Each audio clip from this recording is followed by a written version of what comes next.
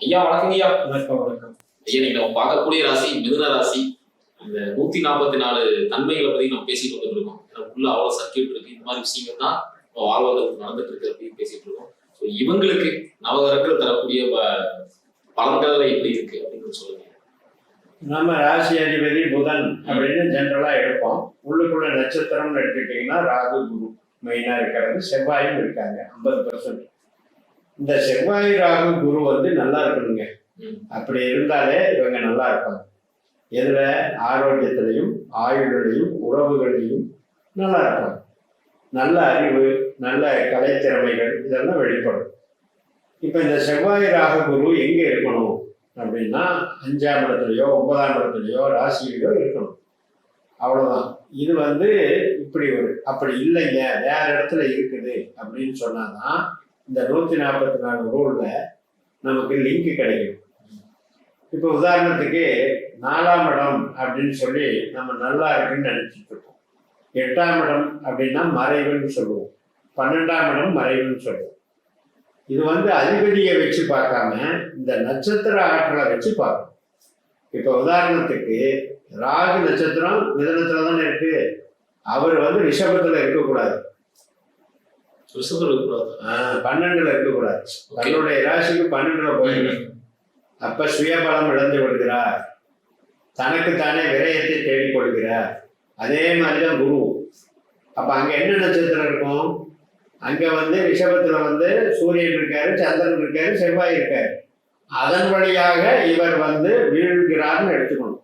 தோல்வி எப்படி ஏற்படும்னா சூரியன் ரீதியாக இருந்தால் அரசு ரீதியாக வீழ்ச்சி, சந்திரன் ரீதியாக இருந்தால் பண ரீதியா கொடுத்த பணத்தின் மூலம் வீழ்ச்சி, செவ்வாயா இருந்தால் பகையாலேயே வீழ்ச்சி, பகை நோய் கடனாலேயே வீழ்ச்சி. அப்ப ஒரு காரணத்தை எப்படி கண்டுபிடிக்கிறோம்? ஒரு கிரகம் இருக்கிற இடம் மறையுதுன்னு தெரியுது, அது எந்த நட்சத்திர தொடர்பு வச்சிருக்கு, எந்த கிரகத்தின் மூலம் அப்படின்னு வச்சுதான் காரணம் எடுக்கணும்.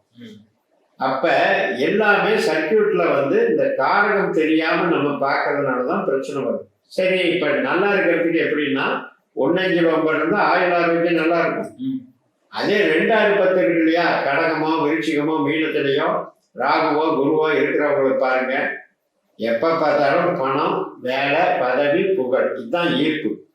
அவங்களுடைய இயக்கமே, வாழ்க்கையே பிறந்ததை அதை நோக்கியே பயணிக்கும். அப்ப அவங்களுக்கு அது வந்து ஒரு பெரிய வரப்பிரசாதம். ஆனால் அங்க இருக்கிற நட்சத்திராதிபதி கெடாம இருக்கணும். யார் இருக்கிறா? 2ஆம் இடத்துல கடகத்துல சனியும் புதனும் இருக்கிறாங்க. அந்த சனி புதன் 12க்கு வராம 2லயே இருந்தாலும் சரி அல்லது 3ல இருந்தாலும் சரி, ஏதோ ஒண்ணு அந்த 2க்கு பாதகம் இல்லாம இடத்துல இருந்துட்டாங்க அப்படின்னா இது வந்து பொருளாதாரம், பதவி, புகழ், வளர்ச்சி, பெருமை எல்லாமே கிடைக்கும். இதுதான் வந்து கான்செப்ட். இப்ப வந்து நமக்கு உறவுகள் அப்படின்னு எடுத்துக்கிட்டீங்கன்னா, உறவுகளுக்கு வந்து இந்த ராகுவும் குருவும் நல்லா இருக்கணும். மறைஞ்சு போயிட்டா உறவு ரீதியாகவும் பாதிப்பு. 7ஆம் இடத்துல, 3ஆம் இடத்துல, 11ஆம் இடத்துல இருக்கக்கூடிய நட்சத்திரங்கள் கேது, சுக்கிரன், சூரியன். மெயினா சுக்கிரனை வச்சுக்கோங்க. சுக்கிரன் தானே 5ஆம் அதிபதி. அப்ப அந்த சுக்கிரன் கெட்டு போயிடுச்சு அப்படின்னா உறவு கெட்டு போச்சு. எப்படி கெட்டு போச்சு அப்படின்னா 4ல இருக்கக்கூடாது, 8ல இருக்கக்கூடாது, 12ல இருக்கக்கூடாது. ஒருவேளை அப்படி இருந்து அந்த நட்சத்திரம், அந்த சுக்கிரன் உட்கார்ந்த நட்சத்திரம் வந்து அந்த வீட்டுக்கு 3, 7, 11ல மறைஞ்சால் அது பாசிட்டிவா மாறும். இப்படி நிறைய சர்க்கிள்ல வந்து சூத்திரங்கள். அதை வந்து நான் எதுக்கு சொல்றேன் அப்படின்னா, ஒரு கிரகம் இருந்ததுனாலேயே இந்த பலன் நடக்கும்னு நம்ம கமெண்ட்ல பேசிக்கிட்டே இருப்போம். எனக்கு அங்க இருக்குது, எனக்கு இங்க இருக்குது, ஆனா நடக்கல, ஒண்ணுமே நடக்கல, இப்படித்தான் பதில் சொல்றாங்க. ஏன் நடக்கலைன்னா நீங்க சர்க்கியூட்ல பாருங்க. ஒரு கிரகம் இருந்த நட்சத்திராதிபதி அந்த ஸ்தானத்தை விட்டு 4, 8, 12ல மறைந்தால் பிரயோஜனம் இல்லை. இதைத்தான் இந்த 144 ரூல்ஸ் சொல்லுதுன்னு சொல்ல வர. 12 பாகம் 12ஆ வேலை செய்யும். 12x12. அதே வந்து வாழ்க்கை துணை, எப்பேற்பட்ட வாழ்க்கை துணை அமைவாங்க அப்படிங்கிற சொல்லுங்க. உபய ராசியா போச்சு. ராசியும் உபயராசி, 7ஆம் இடமும் உபயராசி. அப்படின்னா அதுல ஒரு மைனஸ் இருக்கு.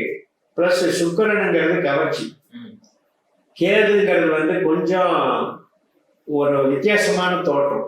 முகம் ஒரு மாதிரி இருக்கும், உடம்பு ஒரு மாதிரி இருக்கும், வித்தியாசமான தோற்றம். சற்று அமிலத்தன்மை. ம். கேதுனுடைய நேச்சர் என்னன்னா பேட் ஸ்மெல்லு, ம். அமிலத்தன்மை இதெல்லாம். அதே மாதிரி கொஞ்சம் அக்னி ஃபேஸ்னு வச்சுக்கலாம். அதே மாதிரி சூரியனுடைய தோற்றம்னா கம்பீரம்.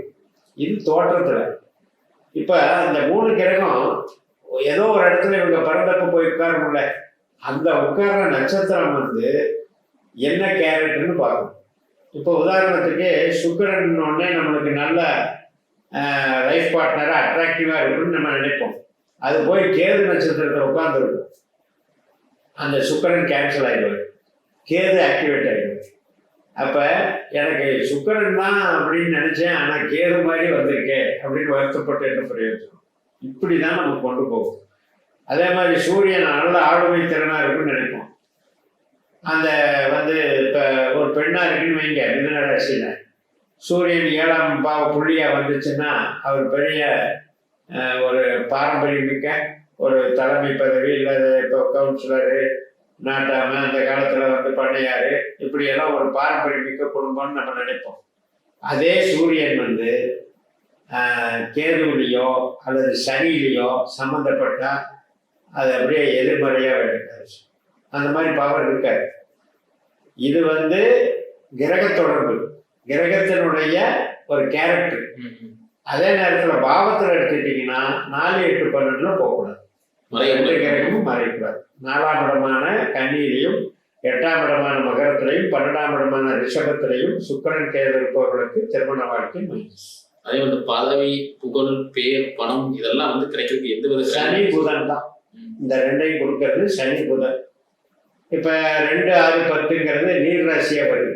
கடகம், விருச்சிகம், மீனம். இங்கேயே இவங்க 2 பேர் இருந்தாங்கன்னா இவங்களுக்கு நல்ல பதவி புகழ் அருமையா கிடைக்கும். அந்த திசை நடந்ததுன்னா ப்ராப்ளமே இல்லை.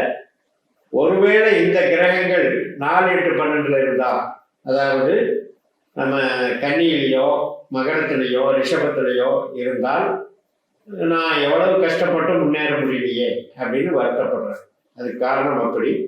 ஒரு சில பேருக்கு விதிவிலக்கா என்ன நடக்கும்னா, இப்ப இந்த 2 கிரகமும் 12ல இருக்குன்னு வைங்க, அந்த நின்ற நட்சத்திராதிபதி 11ல இருக்கு. அப்ப இந்த 12 வேலை செய்யாம 11 வேலை செஞ்சு காப்பாற்றி கொடுக்கும். இந்த மாதிரி சூட்சமமான விஷயங்கள் பொருளாதாரம், பதவி, புகழ்ல உண்டு. அவங்கவங்க ஜாதகத்துல பிறந்த நட்சத்திர புள்ளியை வச்சுதான் இதை பார்க்கணுங்கிறதுக்காகத்தான் இந்த பதிவு.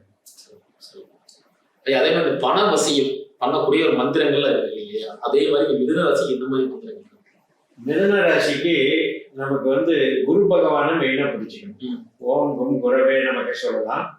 பூச நட்சத்திரம், அதாவது பூசம் அப்படின்னு எடுத்துட்டீங்கன்னா சாஸ்தா, ஐயப்பன், அது போக கருப்பன், முனீஸ்வரர், இதெல்லாம் வந்து நம்ம எடுத்துக்கலாம்.